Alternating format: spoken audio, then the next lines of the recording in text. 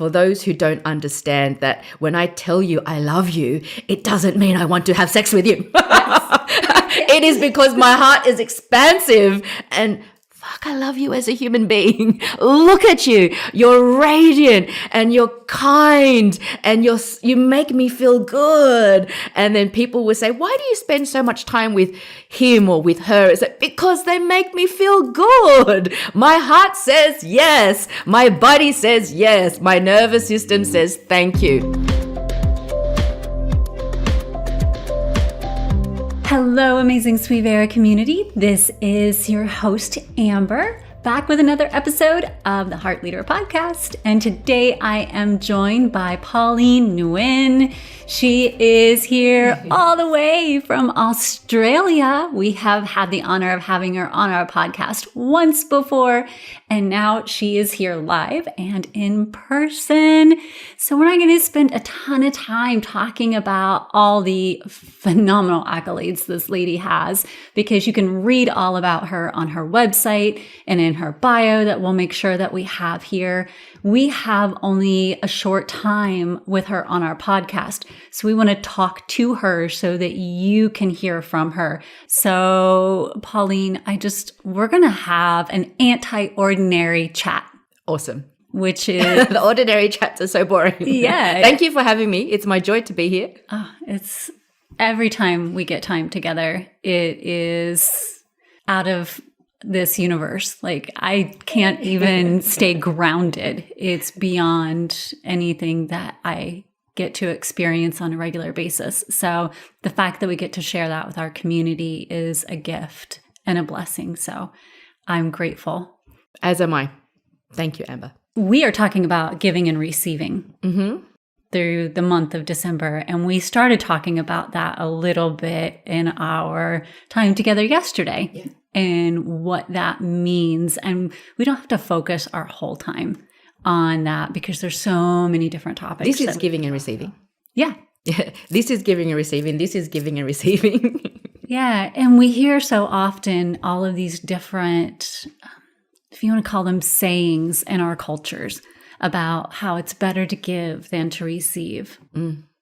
Or that in order to be a good, humble servant, one must self-sacrifice. And I want to get your take on these things. I'm having a giggle. I know. I call them rules, bullshit rules. Yes. Why do you think we have those, number one? Like, where did they even come from? Oh, well, a lot of it was passed down to us, wasn't it? Because in, I guess, speaking from direct experience, coming from the Vietnamese culture, where that sense of, it's not even altruism, it's that sense of self-sacrifice. It's that sense of righteousness. You know, we're all kind, but we're not. We're human. We're human, and therefore we can be kind, we can be unkind, we can be angry, we can be relaxed. We are all of it. And so to wrap everything around this false sense of, you know, love and light and forever goodness is, well, that's not really human. And so it's that concept that says to give and to always be charitable. It's like, yeah, but that doesn't really follow the law of complementary opposites, the law of being human, really, you know. And so coming from the culture that I came from, it was that sense of always be kind and always be giving. It's like, yeah, but to understand also that to receive is also the giving. To also showing compassion to self. You know, I too deserve a nice piece of cake. I too deserve a nice piece of whatever it is that you're serving because I spent the time cooking it, you know, versus being this self-sacrificing, this enduring thing that a lot of my culture embrace so much. Yeah, I have a restaurant, Red Lantern. It's the most awarded Vietnamese restaurant in the world, and a lot of my friends come to the restaurant, and they don't tell me that they visited my restaurant until months later in conversation. Like, why didn't you tell me? You know, it's like, oh, because we didn't want you, because, you know, we couldn't, for fear of, you know, receiving all these freebies or receiving too much hospitality. It's like, whoa. This isn't about you. This is about me and the joy that it gives to me, the joy that I experience having you in my restaurant and being able to look after you, that gives me joy. And they don't think about that part. That's why we do what we do. That's why we're in hospitality, because of that joy for giving and the receiving of that experience of seeing everyone happy. Yeah. And I think that part is missed Yeah. a lot too. It's when you give something, you get something. Yeah. Whether you acknowledge that or not, it's always both, right? And so I think we forget that. But at the same time, if you're constantly giving more than you have to give, you're depleting yourself so much that eventually you're going to have nothing left. And with the holidays and what we have going on at the end of the year, there are so many different holiday traditions. We see it happen. Like, that's why depression spikes. People are just burnt out already from a whole year's worth of working too hard. Then there are all these expectations around what we need to give. Yeah. And then we give more than we have, and we shut off the receiving, or at least the awareness of receiving back has been what I've found. And then people are just so burnt out that they start off the next cycle with nothing left in the gas tank. Yeah. There's not only the burnout. I think when we're talking about physical burnout, I'm going to park that to one side. And there's also the burnout that the season of Christmas brings. When I talk about physical burnout in terms of, working all year or giving so much, I don't believe burnout happens when you are doing something that is truly part of your essence, that is truly heart-led, that is truly what you are all about. When you're in that space, there is no burnout. Burnout is when there is resistance. Burnout happens when you're doing something that is not part of your core. That's why you're burnt out, because you're living up to someone else's rules, when you're living someone else's dreams, because it's the law. The law is that when you are doing what you love, when you are in spirit and inspired, you get tapped into this unbridled energy and simply don't burn out. So for those who do experience burnout, it's a wonderful barometer to saying, I'm not living my truth. Because if I'm living my truth, there is no effort. There is no effort. So I'm going to park that to one side because I teach a whole lot of discourses on that. And then the other side of it is the burnout that the season of Christmas. In my family, I stopped doing Christmas a long time ago. There was so much incongruence and untruths with the Christmases that I experienced. Growing up, I didn't experience Christmas because I had a very violent upbringing. But as a mother, I had to follow the traditional Christmas presents and sit around the Christmas tree with the in-laws and, give. And there was something inside of me that said, there's something not right about this. Watching everyone stress about keeping up with the Joneses, what other piece of plastic shall we give each other this Christmas, what trends. And then I looked at my children and my children are like, Mum, everyone else has got this widget, or everyone else has got this piece of plastic doll. And there was the pressure to buy that for my children because everyone else was doing it, and, having to maintain the Christmas traditions that did not resonate with me. It no longer resonated with me. And so I had to break away from that. And for me, the giving and receiving is about time, is about being present. It's about sharing food and breaking bread, and much more about experiences than, this giving of meaningless gifts. And you see so many people, it's like, yeah, now I got to buy this gift because they're going to spend that much money and I need to spend. And it now becomes about appearances, which is the external, versus about it being internal now. And the giving of contribution is very much a human need for a lot of people. And so giving is also receiving. But this distinction there is it must come from the heart. It must be, I call it an internal art. The art of always checking into your heart versus the external arts of what would people think. And so I truly believe that our heart is the barometer for the future. Our heart is the barometer for our future. And so, as with everything, it's a cultivation of a practice. And so, for me, practice doesn't make perfect, practice makes permanent. And so for me, it's a half-hour check-in or a 1 hour check-in on the hour, check-in to my heart. My heart. Should I go into collaboration with this person and, et cetera, et cetera? Tuning into the heart. Heart says, hell yeah. Heart expansion. My heart, should I be spending $300 on this item that will only probably make them happy for 5 minutes at Christmas time around the tree? Heart contracts. Body says, no, don't go there, but it must come from the internal art of the heart rather than the external of what would people think. It's a practice. It is indeed. And that's like giving to yourself. Yeah. And that fills that tank so that you can give to others.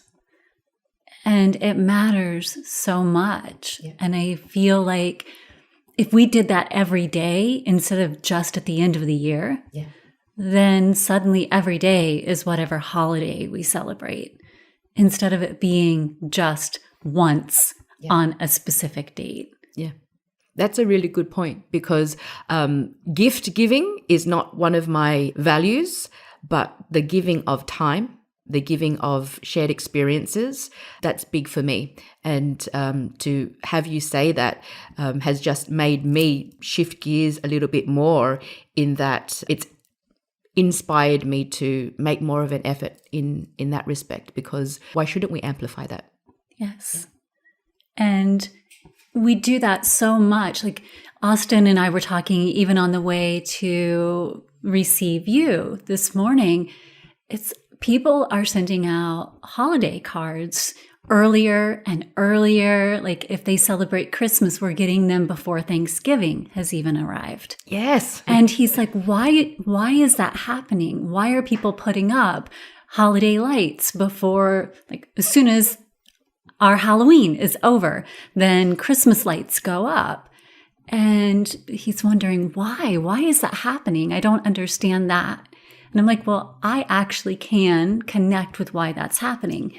If the only time that you're connecting with your joy and your happiness is saved and reserved for one season per year, then you desire to connect with that as early as you can. Yeah. But if you were celebrating it every day, then you're not waiting for the end of the year to happen. It's like, it's just another day, because every day is Christmas, or every day is Kwanzaa, or every day is Thanksgiving, or every day is Easter, or every day is whatever makes you the happiest. Yes. And why wouldn't you desire to live in that state of connected bliss? Not that you're not going to have your bad days. I mean, for me, growing up, even when we got together as a family for Christmas, there was always one blow up. We couldn't all be together and in not my have family, something. there's a blow up every time we get together. Yeah, I mean, but that's actually part of what makes it so amazing, right? To know that we love each other so much that even when we argue, it doesn't matter, because we can get through it together. But at the end of the day, how wonderful that there are seasons like that to remind us, because life is life, right? Life gets busy and we live so far apart, and how wonderful that there are those seasons where we get together. I think the distinction is in the tuning into your heart, that if it is really burnout, are you really overextending? Are you really keeping up with the Joneses? Is it all for show, or does it really come from the inside your internal art? So what would you tell someone who is caught in that cycle of just burnout? Where they know that they're not living what we would call their dharma, or where they know their soul is calling them to be, but they've built a whole life around that. And so they feel trapped in it. How would someone even begin to navigate out of that space? I think it must start with a decision. Not everyone is aware that there is another way. It's very difficult for someone, I think, well, I know, I coach a lot of them, in a position where they've built a business rather than building a life. And so to build the business, it is not spending time with family, hanging out with shitty people at work. It's not having time to go into rest, spending time in nature. This is why burnout happens, right? And, there's several different versions of rest. Emotional rest, rest in your nervous system, physical rest, spiritual rest, mental rest. And so to understand that rest is a weapon. Rest is a weapon. I speak to so many people and say, how many times do you go into deep rest in the day? They're like, well, they wouldn't. It's because guilt comes online. But isn't that interesting that you're suffering from burnout, but you don't think you deserve to rest? To rest is not, I will rest when I'm deserved. It's like, no, you are a human being. You deserve to rest. I go into deep rest definitely once a day, sometimes twice a day. I go into deep yoga nidra for 30 minutes and I come back out, or I have a quick 10-minute internal rest. And there are the somatic ways to not experience burnout. But first, it must start with a decision. Do you really want this life? Do you really want to start to live your truth, or do you want to not be around for your kids because it's not really sustainable? So it always starts with a decision, because if you're earning a lot of money, you have a great reputation, you have a successful business, it's very difficult to let that stuff go, right, at the end of the day. But then I coach a lot of entrepreneurs who are now spiritual entrepreneurs, because there is this huge disease that's going around and dis-ease, and they think it's psychological pain, but it's spiritual pain, because they're not living the life their soul intended. And that's why we are here, to live the life our soul intended. So to make the decision, do I want this to continue doing it this way, or do I want to continue doing it another way? Because there are different ways to do it, right? And for me, and as well as yourself, Amber, understanding the importance of being a heart-led leader. And being a heart-led leader is not, being all this fluffy stuff. It's our heart is with us from the day that we are born to the day that we die. It is our best friend. Our heart is with us our whole lives. This is what we need to tune into. The truth of this. My heart. Do I continue with this job that's causing me so much pain? Your heart will tell you. Your heart will tell you, not your head. Stay in your head and you're dead, right? So it needs to start with a decision, and then to work your way to nurturing your nervous system again. Our nervous system starts to trust us when we nurture it. So ways to nurture your nervous system is, when a lot of people experience anxiety, overwhelm, depression, or stress, it's because they've, for want of a better term, I'll use it in my language, they've betrayed their nervous system. They've hung around toxic people. They've had toxic thoughts. They're sitting there and their nervous system is going, this is not good for me. This is not good for me. This is not good for me. This is not good for me. But they still sit there because it's their mum, or they still put up with it because it's their sister, or they put up with it because it's their boss, or, their terrible spouse or whatever. And so their nervous system says, I don't trust her anymore. She doesn't nurture me. She's not listening to me. And then the nervous system doesn't perform at its best. And then we experience the dis-ease and the disease. And so the nervous system and the heart work together, you see. But how often do we not listen? And when we don't listen, that's when the burnout happens. That's when the dis-ease and the disease happens. Have you ever found that, and I ask because I've found in my practice, that individuals get so trained to being in that space, that fight or flight space, where people around them have been that toxic, if we want to use that word, but everyone is in that space, that constant fear space, that they get accustomed to that. And so the moment they get around individuals who are not in that space, who are in a much more, blended, so not full love, but not full fear, just like in a healthy emotional space. Yeah, in homeostasis. Yes. They almost feel uncomfortable and they don't know how to navigate around that. And so it almost becomes like, how do I stair step away from this environment where my nervous system is completely shot into a space where I can be around individuals who have a healthy emotional state? So do you have any tips that you would say, okay, how do I go from here to blending with a group over here? Yeah. So those little stair steps. Yes, or small steps. I think it works both ways as well. And again, it starts with a decision, understanding that people are always afraid of what they don't understand. Full stop. People are always afraid of what they don't understand. And so I always prefer to speak from direct experience because that's all I know. I'm very open with my I love yous. I'm very generous with my I love yous. And for those who don't understand that when I tell you I love you, it doesn't mean I want to have sex with you. It is because my heart is expansive and fuck, I love you as a human being. Look at you. You're radiant and you're kind and you make me feel good. And then people will say, why do you spend so much time with him or with her? Is it because they make me feel good? My heart says yes. My body says yes. My nervous system says thank you. Why wouldn't I spend time with that person? Doesn't that make more sense? But people will say, oh, what would people think? Yeah. If you hang out with that person too much, what would people think if you're too generous with your I love yous? People are always afraid of what they don't understand. And so it must always start with a decision. And if their decision is, she's too nice, he's too nice, therefore they're crazy, they're batshit weird, their decision is, I'd rather go and hang out with these people, so, okay. Carry on.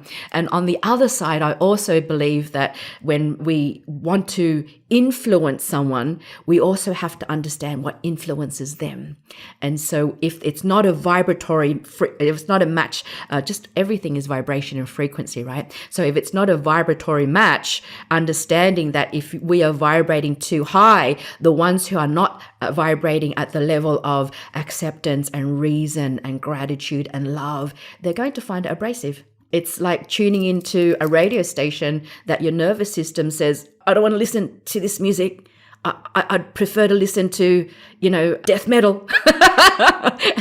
This classical love music is making me feel pain. And so they're not going to tune in, and therefore they're going to vibrate out of this space. And likewise, the ones who are vibrating at this frequency, it doesn't work. And that's as easily as I can explain it. But when the decision comes in and says, you know what? Living in this anger and this guilt and this judgment and this shame is no longer working for me. I am repelling all the goodness of life. I'm not attracting, I'm not magnetizing. I'm actually aware of it, but I'm going to decide now. The decision is there. Never underestimate the power of a decision, but it must always start with the decision. And that decision comes from awareness, and that decision comes from drawing a line in the sand and going, enough. This is not working for me anymore. And then they start to take action to raise their vibration higher. So it's my question that I always ask people when they start to defend the stories they've been telling themselves about themselves and believe, or defending their victim narrative, or defending whatever it is that they need to defend, because they might have to do some work. They might have to do some work to actually move, and they might have to do some consistent work that sustains a new level of life. When they've made that decision, it's all right, now you got to do the work. And go into the uncomfortable. Yeah, until it's comfortable. And then life gets fun.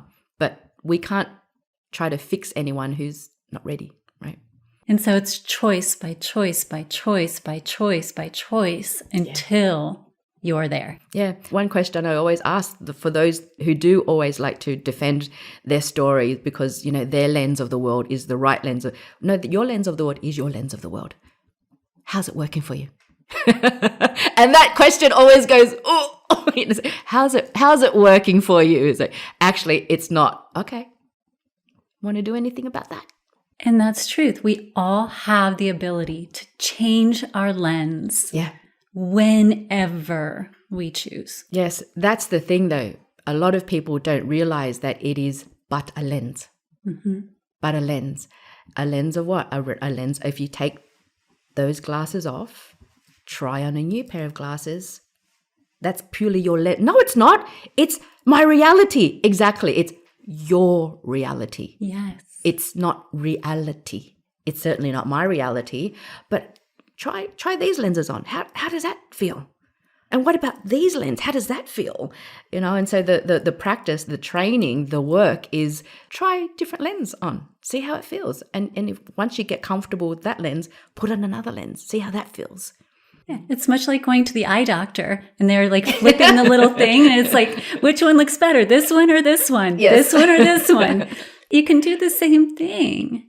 It's just coming to someone like yourself or someone who has walked the journey and has all these lenses available and can say, all right, I've seen this view and this view, this view and this view. Yeah. And so let's just pull them all out and you can take a look and see which one looks best for you. And we've got to open the aperture, right? So the more perspectives we can hold, the more complexity we can hold, the more free we will become because we transcend. We get to transcend any situation versus saying, I'm stuck. And with practice, everything is a cultivation of a practice. And when people do start to talk their victim narrative, I don't buy into the drama and the glamour. We don't trauma bond because heart and nervous system already says, I trust her because she doesn't go there. That's why I do all I can to keep her vital, to keep her healthy, to keep her happy and joyful and inspired and in spirit because she looks out for me. And so when someone tries to trauma bond, I don't even go there and they hate me for it. They hate me for it. Did you hear what I said? Yes. So now I'm going to go into solution mode and sanity mode. I'm not going to trauma bond. They don't like it at all. But that's self-love. That's me saying my nervous system won't go there. That's not good for me, and it is certainly not serving you. You want a trauma bond? Do it with someone else, not me. If you want to start talking sanity and solutions, we'll do this together from a higher level of mind. I absolutely adore that for so many reasons. Healing does not often come from going backward into a trauma. I have found personally for myself. Now, that is not to discount others' experiences, but anytime I have navigated through healing or I have assisted along the journey of others, anytime you reverse, you relive. Yeah. Anytime you solution and desire to look forward, then you see the clarity of where you can go. I think so many of us experience trauma there's the trauma and there's the traumatic event. The traumatic event, we all have different levels of resilience and grit and courage and all of that. So trauma for one person could be, having the crap beaten out of them throughout their childhood. Trauma for another person could have been having a fall. And so there's the trauma, but then it's the event that happened, but that's the traumatic experience. The trauma is the somatic experience, the reaction, the response every time you think about it, right? And so I absolutely agree with you. It does not help. And how many years has that been? It's all talk therapy, right? It does not help to go there and relive the traumatic event. But if we can assist with the trauma being the somatic, the mental, how the body is triggered and all that. And so if we can work on and heal the actual physical response, and then we stop the record from jumping and skipping constantly. Yes. And I absolutely agree with you. We don't need to relive it. It's already happened. Yep. Why do you need to keep causing it to happen again and again and again? Yeah. Support your body, your energy. And that, I think, is another great thing to talk about, especially when we talk about giving and receiving. Yeah. We focus so much on the physical aspects of giving and receiving. But one of the things we so quickly bonded over was the energetics. Yeah. And whether we are consciously aware of it or not, we are always giving and receiving our energy. And some people don't like to receive our energy. Yes. It's too intense for them. I can just be sitting here and someone will be saying, she's very intimidating, even though I've done no thing except sit here. Again, we're talking about vibratory match, but you know what? I'm actually not going to budge from these energetics just because of you. Yes. And I've heard the same thing. You need to control your energy. Okay, well, that's an interesting perspective. Thank you for your observation of my energetics. Carry on. And so I appreciate the feedback because it informs me of where others are in their process and their flow. But it also does let us know that we're always integrating energies wherever we are, however we are exchanging with one another. We're giving and we're receiving. It's how consciously are we doing so? And are we being pure in our intention of that giving and that receiving? And that goes back to what you were saying about, okay, we can be in that awareness of we're all things. We're not just pure love, and we're not just pure hate, and we're not every medium in between. But if we're aware consciously of where we are in that moment, like if I'm having an off day, I don't need to go out and make everyone else experience that off day with me. I can choose to say, all right, I'm processing today. Yes. I think it's in my best interest to process within my own space. So I'm not sharing that and causing everyone around me to go through that with me. It is that absolute awareness piece, and with that awareness, it's also to identify it. If someone's made me angry, I know that somewhere along the lines, my boundaries have been crossed. Yes. Because I'm angry. What will I do with this anger now? I need to be radically transparent and as skillful as possible. And skillful may always also mean I'm going to go OTT on my deliberate anger so that my children will never do it again. I've done that once. I went on a retreat. I came back and the house was unacceptable. It was extreme unacceptable. I said, all right, Pauline, you need to go OTT on this one so that they can go, what the fuck? Yeah, like I will never do that again. What is wrong with you, woman? I'm angry. And will they ever do that again? No. And then there are other times where we process and go very skillfully, my friend, you've stepped over my boundary. This is why I'm feeling this anger. And if this behavior continues, you may never see me again as a friend. And so we choose to very but that comes from an awareness piece.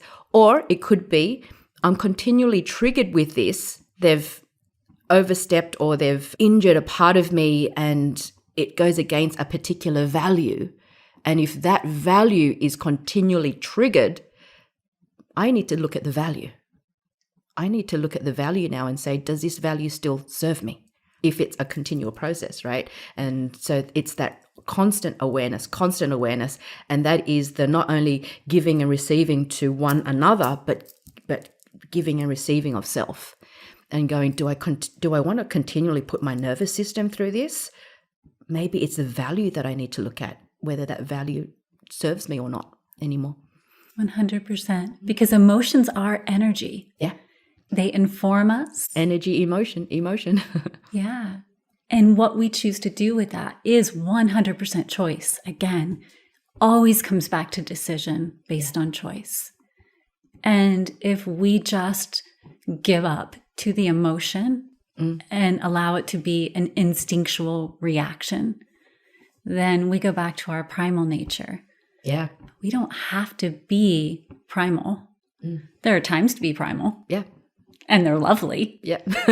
But it doesn't have to always be that. It's part of consciousness. Yeah. And one thing I teach my students is it's very much, we do the semantic work, but, talk therapy alone takes too long.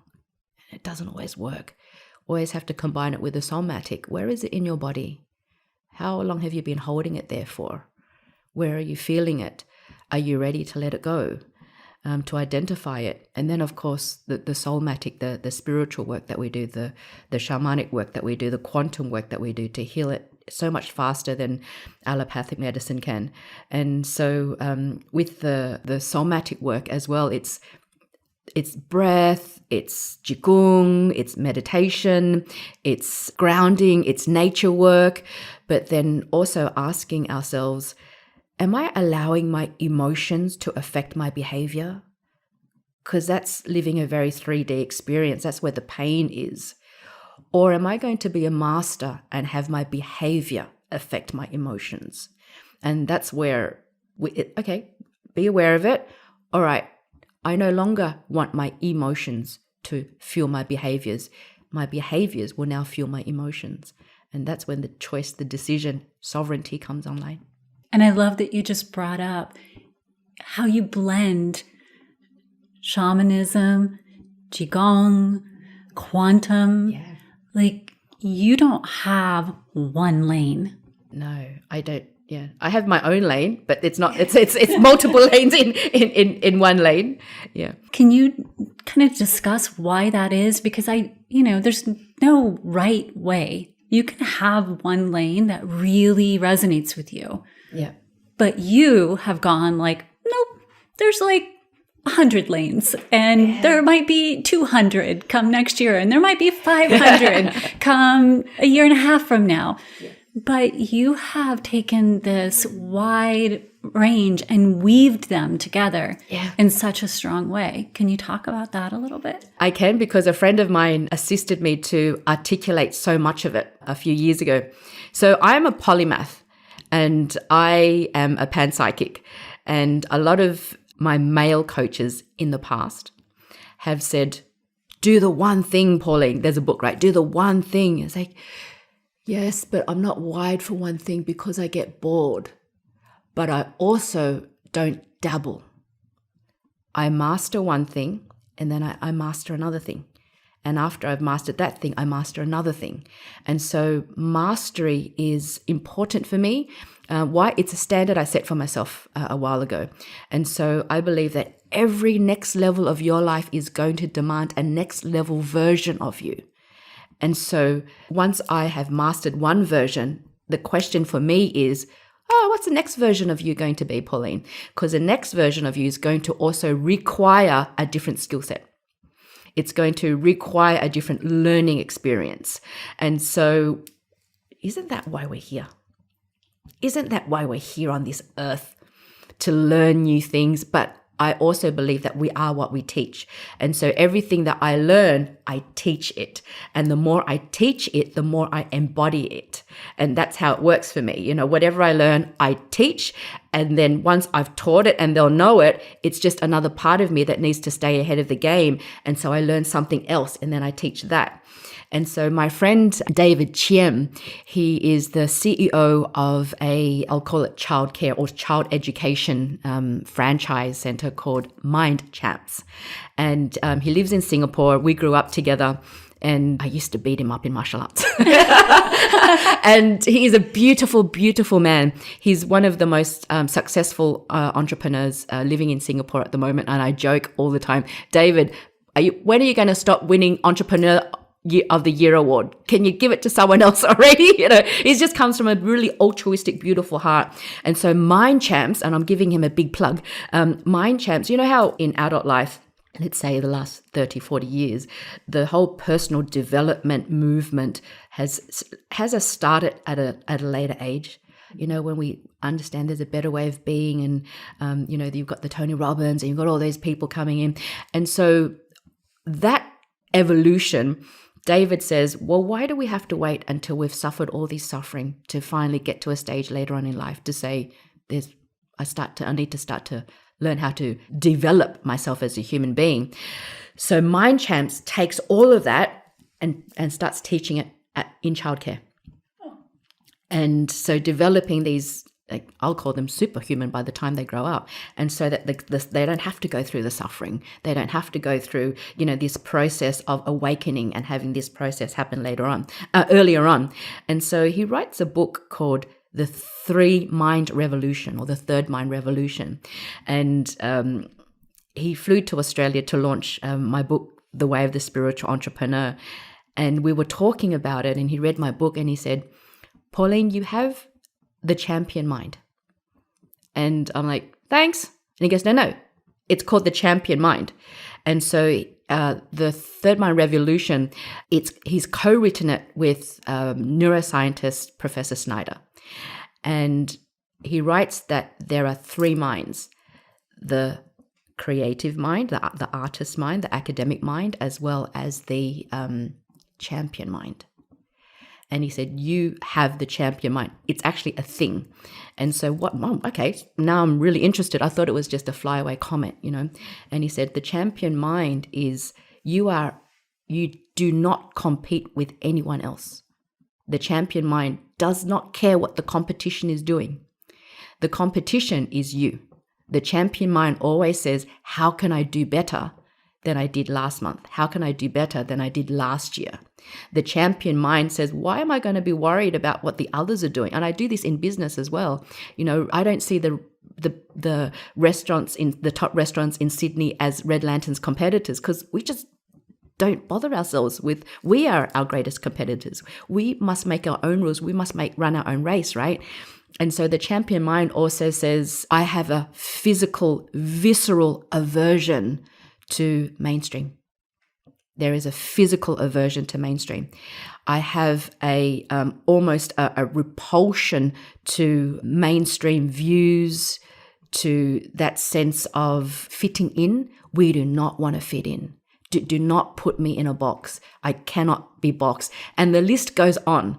And it's not that, we win all the time, but it's officially called the champion mindset because we just don't want to run as everyone else. And so the champion mindset, to answer your question, is what else can I master? Because I'm in competition with the person that I was last month. And that's why I'm forever learning. And also it fuels me, it fuels me because we are what we teach. It's that receiving of information and then giving the information. And it's that consistent cycle of the energetics, right? Why am I going to keep on learning stuff and hoarding it? I've got to start giving it away too. And then that allows you to create programs that are so robust that when others come in who have that desire, you can support them. Yeah. Or if they come in and they have any one of those lanes, you're like, okay, I have a program for that. Yeah. And you can support them in that way. Yep. It also keeps life interesting. I have students all around the world and they're like, what else are you going to teach us, Pauline? What other modalities have you learned? Yeah. And it keeps things just so fun. Yeah. And I think it's amazing. So yeah, it puts a different spin on the word discipline, right? I'm incredibly disciplined. I'm not regimented. I also love the human experience and all the pleasures of that life gives. But the word discipline comes from the word disciple, which is consistent, perpetual student of life. And that's what we are. We are students of life. Yes. And we were talking about not being put in a box before this started too, because there is such an inherent need, it seems, in our brains to categorize things. Yeah. It's the way that we understand life. But there are some things, including humans, that are so multifaceted that we cannot be put in boxes. Yeah. None of us. We're not here to be labeled. We're not here to be categorized. We're here to experience. We're here to be so many different things.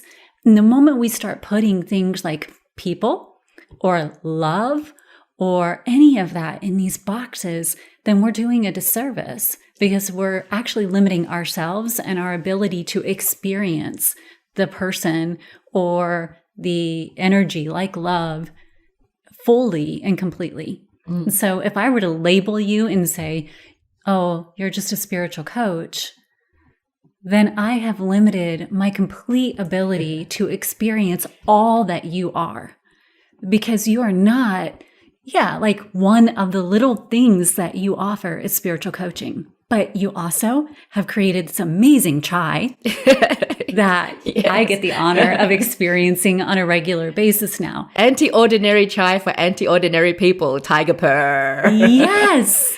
You have a restaurant. There's so much to you. So yes.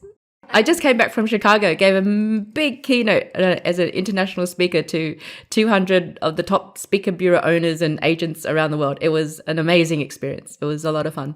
Mastery on all levels, right? And then say, what's next? Let's make some chai.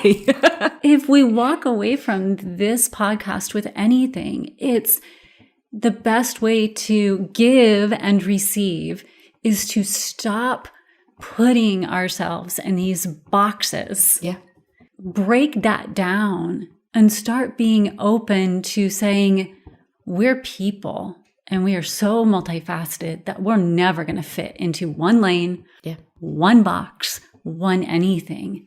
Yeah, I think also, Amber, to speaking from direct experience, we are the outliers. Full stop. We have the champion mind. Full stop. And so mainstream, they don't get it. And it's okay if they don't get it. I stopped being everything for everyone a long time ago because my heart contracted, because my nervous system was not healthy.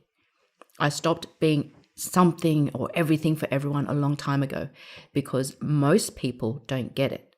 And I have this thing now where I say, it's okay if you don't get it, because I want to be for the people who do get it. I am for the people who are abundant with their love, are abundant, are not afraid. I'm for those people.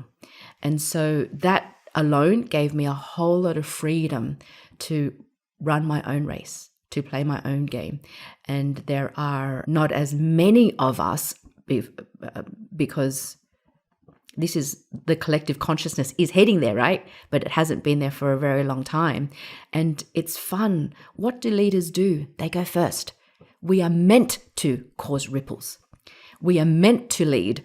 We are meant to disrupt. That's what leaders do. Leaders disrupt. Managers maintain the status quo, but the leaders lead. Lead what? Lead into the unknown. Lead into something new. And that in and of itself is a disruptive action. And we don't disrupt for disruption's sake. We disrupt the stuff that's not working, that's no longer working.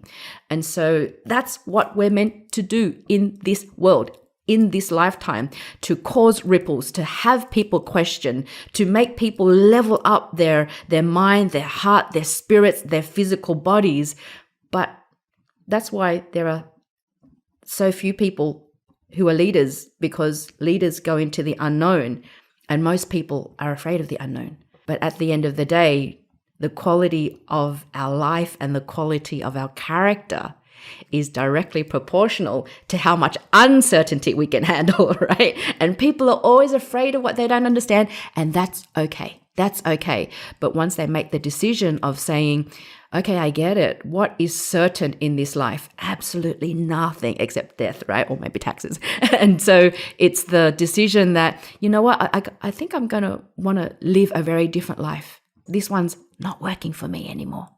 Yeah, I'm diseased, I'm diseased, I'm burnt out, my heart is not expanding. And so not everyone has that narrative, right? Because they think that they're safe, or they prefer the safety of the known. Yeah.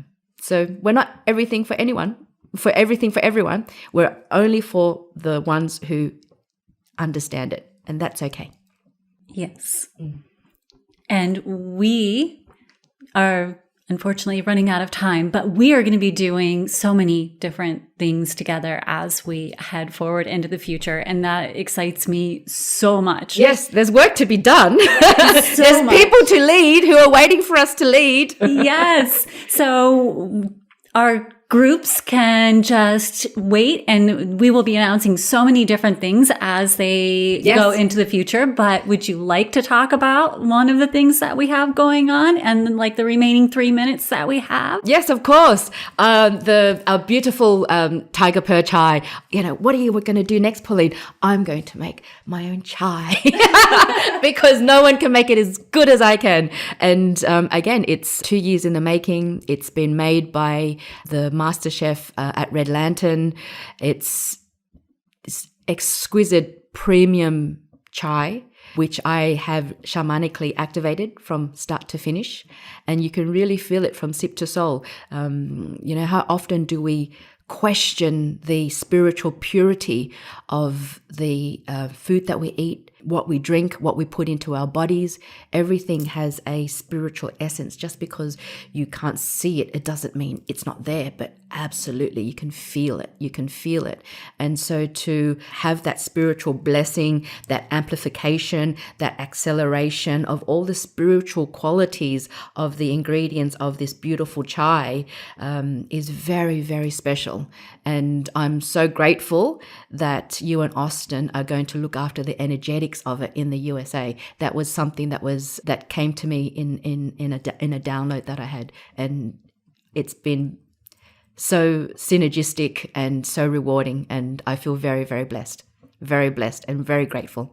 We do too. We will officially be the point for tiger purr. Yes. So energy infused and absolutely amazing from the moment and delicious, I tasted and delicious. It is so good. Between the taste, the smell, you can feel it. You hold the canister, you can feel it. Yeah. So it is going to be an amazing, amazing endeavor. I'm very proud of it because when you look at the product and how it's presented, again, the word mastery comes into mind. Yeah, mastery, energy, intention. Yeah, it's a beautiful, beautiful thing, and delicious, and delicious. Absolutely delicious. So we'll have a lot of information for you all for where you can find Tiger Purr, where you can find Pauline, how you can learn more about her, because she is magnificent and she does have so many different offerings that you can explore. So we'll make sure that you can learn all about that.